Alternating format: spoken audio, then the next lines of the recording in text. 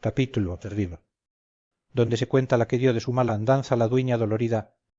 Detrás de los tristes músicos comenzaron a entrar por el jardín adelante hasta cantidad de 12 dueñas repartidas en 2 hileras, todas vestidas de unos monjiles anchos, al parecer, de anascote batanado, con unas tocas blancas de delgado canequí, tan luengas que sólo el ribete del monjil descubrían. Tras ellas venía la condesa Trifaldi, a quien traía de la mano el escudero Trifaldín de la blanca barba, vestida de finísima y negra bayeta por frisar, que, a venir frisada, descubriera cada grano del grandor de un garbanzo de los buenos de Martos. La cola, o falda, o como llamarla quisieren, era de 3 puntas, las cuales se sustentaban en las manos de 3 pajes, asimesmo vestidos de luto, haciendo una vistosa y matemática figura con aquellos 3 ángulos acutos que las 3 puntas formaban, por lo cual cayeron todos los que la falda puntiaguda miraron que por ella se debía llamar la condesa Trifaldi, como si dijésemos la condesa de las 3 faldas, y así dice Benengeli que fue verdad, y que de su propio apellido se llama la condesa Lobuna, a causa que se criaban en su condado muchos lobos, y que si como eran lobos fueran zorras, la llamaran la condesa Zorruna, por ser costumbre en aquellas partes tomar los señores la denominación de sus nombres de la cosa o cosas en que más sus estados abundan, empero esta condesa, por favorecer la novedad de su falda, dejó el Lobuna y tomó el Trifaldi. Venían las 12 dueñas y la señora a paso de procesión, cubiertos los rostros con unos velos negros y no transparentes como el de Trifaldín, sino tan apretados que ninguna cosa se traslucían. Así como acabó de parecer el dueñesco escuadrón que el duque, la duquesa y don Quijote se pusieron en pie, y todos aquellos que la espaciosa procesión miraban. Pararon las 12 dueñas, hicieron calle, por medio de la cual la dolorida se adelantó, sin dejarla de la mano Trifaldín, viendo lo cual el duque, la duquesa y don Quijote se adelantaron obra de 12 pasos a recebirla. Ella, puesta las rodillas en el suelo, con voz antes basta y ronca que sutil y delicada, dijo: vuestras grandezas sean servidas de no hacer tanta cortesía a este su criado, digo a esta su criada, porque según soy de dolorida, no acertaré a responder a lo que debo, a causa que mi extraña y jamás vista desdicha me ha llevado el entendimiento no sé a dónde, y debe de ser muy lejos, pues cuanto más le busco menos le hallo. Sin él estaría, respondió el duque, señora condesa, el que no descubriese por vuestra persona vuestro valor, el cual, sin más ver, es merecedor de toda la nata de la cortesía y de toda la flor de las bien criadas ceremonias. Y levantándola de la mano, la llevó a sentar en una silla junto a la duquesa, la cual la recibió asimismo con mucho comedimiento. Don Quijote callaba y Sancho andaba muerto por ver el rostro de la Trifaldi y de alguna de sus muchas dueñas, pero no fue posible hasta que ellas de su grado y voluntad se descubrieron. Sosegados todos y puestos en silencio, estaban esperando quién le había de romper, y fue la dueña dolorida con estas palabras: confiada estoy, señor poderosísimo, hermosísima señora y discretísimos circunstantes, que ha de hallar mi cuitísima en vuestros valerosísimos pechos acogimiento no menos placido que generoso y doloroso, porque ella es tal que es bastante a enternecer los mármoles y a ablandar los diamantes y a molificar los aceros de los más endurecidos corazones del mundo, pero antes que salga a la plaza de vuestros oídos, por no decir orejas, quisiera que me hicieran sabidora si está en este gremio, corro y compañía el acendradísimo caballero don Quijote de la Manchísima y su escuderísimo Panza. El Panza antes que otro respondiese, dijo Sancho: aquí está, y el don Quijotísimo asimismo, y así podréis, dolorosísima dueñísima, decir lo que quisieridísimis, que todos estamos prontos y aparejadísimos a ser vuestros servidorísimos. En esto se levantó don Quijote y, encaminando sus razones a la dolorida dueña, dijo: si vuestras cuitas, angustiada señora, se pueden prometer alguna esperanza de remedio por algún valor o fuerzas de algún andante caballero, aquí están las mías, que, aunque flacas y breves, todas se emplearán en vuestro servicio. Yo soy don Quijote de la Mancha, cuyo asunto es acudir a toda suerte de menesterosos, y siendo esto así, como lo es, no habéis menester, señora, captar benevolencias ni buscar preámbulos, sino, a la llana y sin rodeos, decir vuestros males, que oídos os escuchan que sabrán, si no remediarlos, dolerse dellos. Oliendo lo cual, la dolorida dueña hizo señal de querer arrojarse a los pies de don Quijote, y aun se arrojó, y pugnando por abrazárselos, decía: ante estos pies y piernas me arrojo, oh caballero invicto, por ser los que son basas y columnas de la andante caballería, estos pies quiero besar, de cuyos pasos pende y cuelga todo el remedio de mi desgracia, oh valeroso andante, cuyas verdaderas hazañas dejan atrás y escurecen las fabulosas de los amadises, esplandianes y belianises. Y dejando a don Quijote, se volvió a Sancho Panza y asiéndole de las manos le dijo: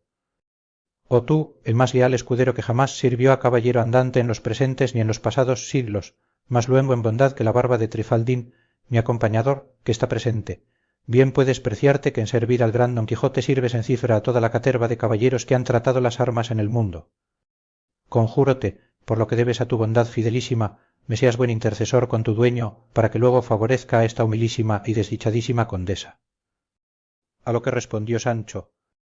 de que sea mi bondad, señoría mía, tan larga y grande como la barba de vuestro escudero, a mí me hace muy poco al caso, barbada y con bigotes tenga yo mi alma cuando desta vida vaya, que es lo que importa, que de las barbas de acá poco o nada me curo, pero sin esas socaliñas ni plegarias. Yo rogaré a mi amo, que sé que me quiere bien, y más agora que me ha menester para cierto negocio que favorezca y ayude a vuesa merced en todo lo que pudiere.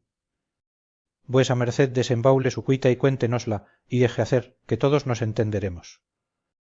Reventaban de risa con estas cosas los duques, como aquellos que habían tomado el pulso a la tal aventura, y alababan entre sí la agudeza y disimulación de la Trifaldi, la cual, volviéndose a sentar, dijo: del famoso reino de Candaya, que cae entre la gran Trapobana y el mar del sur, 2 leguas más allá del cabo Comorín, fue señora la reina doña Maguncia, viuda del rey Archipiela, su señor y marido, de cuyo matrimonio tuvieron y procrearon a la infanta Antonomasia, heredera del reino, la cual dicha infanta Antonomasia se crió y creció debajo de mi tutela y doctrina, por ser yo la más antigua y la más principal dueña de su madre. Sucedió, pues, que, yendo días y viniendo días, la niña Antonomasia llegó a edad de 14 años, con tan gran perfección de hermosura que no la pudo subir más de punto la naturaleza. Pues digamos agora que la discreción era mocosa. Así era discreta como bella, y era la más bella del mundo, y lo es, si ya los hados envidiosos y las parcas endurecidas no la han cortado la estambre de la vida.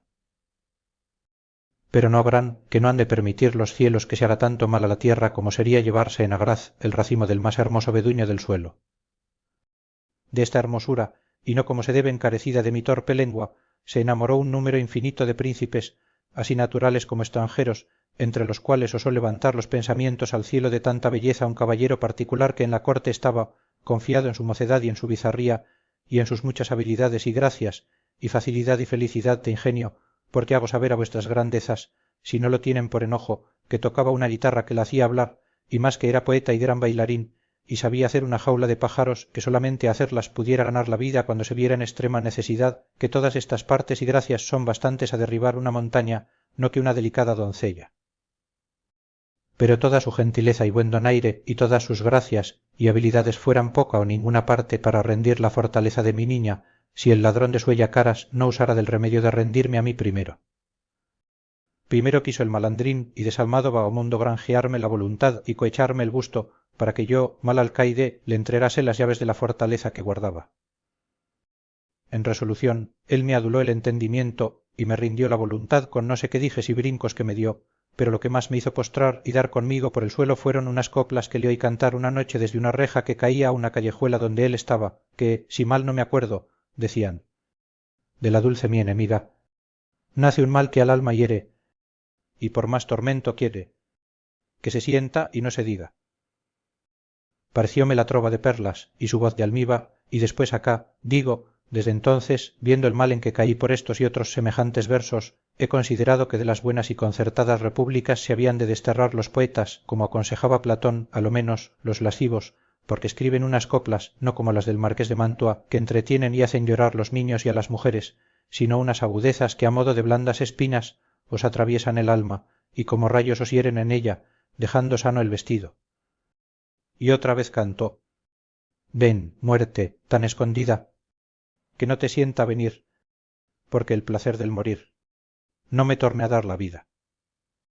Y deste jaez otras coplitas y estrambotes que cantados encantan y escritos suspenden.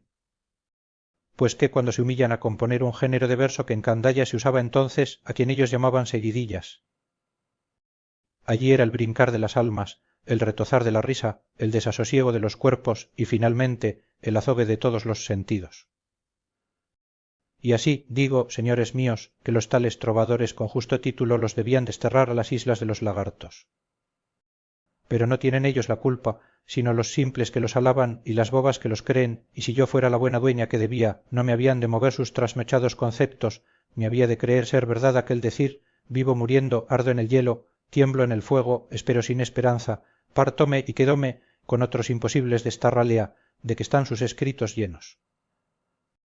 Pues que cuando prometen el fénix de Arabia, la corona de Aridiana, los caballos del sol, del sur las perlas, de Tíbar el oro y de Pancaya el bálsamo, aquí es donde ellos alargan más la pluma, como les cuesta poco prometer lo que jamás piensan ni pueden cumplir. Pero ¿dónde me divierto? ¡Ay de mí, desdichada!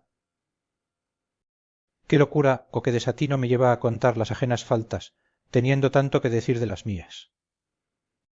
Ay de mí, otra vez, sin ventura, que no me rindieron los versos, sino mi simplicidad, no me ablandaron las músicas, sino mi liviandad, mi mucha ignorancia y mi poco advertimiento abrieron el camino y desembarazaron la senda a los pasos de don Clavijo, que este es el nombre del referido caballero, y así, siendo yo la medianera, él se halló una y muy muchas veces en la estancia de la por mí, y no por él, engañada antonomasia, debajo del título de verdadero esposo que, aunque pecadora, no consintiera que sin ser su marido la llegara a la vira de la suela de sus zapatillas. No, no, eso no, el matrimonio ha de ir adelante en cualquier negocio destos que por mí se tratare. Solamente hubo un daño en este negocio, que fue el de la desigualdad, por ser don Clavijo un caballero particular y la infanta antonomasia heredera, como ya he dicho, del reino. Algunos días estuvo encubierta y solapada en la sagacidad de mi recato esta maraña, hasta que me pareció que la iba descubriendo más andar no sé qué hinchazón del vientre de antonomasia, cuyo temor nos hizo entrar en bureo a los tres, y salió del que, antes que se saliese a luz el mal recado, don Clavijo pidiese ante el vicario por su mujer antonomasia, en fe de una cédula que de ser su esposa la infanta le había hecho, notada por mi ingenio, con tanta fuerza que las de Sansón no pudieran romperla. Hiciéronse las diligencias, vio el vicario la cédula, tomó el tal vicario la confesión a la señora, confesó de plano, mandóla depositar en casa de un alguacil de corte muy honrado. A esta sazón, dijo Sancho, también en Candaya hay alguaciles de corte, poetas y seguidillas, por lo que puedo jurar que imagino que todo el mundo es uno. Pero dese vuesa merced priesa, señora Trifaldi, que es tarde y ya me muero por saber el fin desta tan larga historia. Sí haré, respondió la condesa.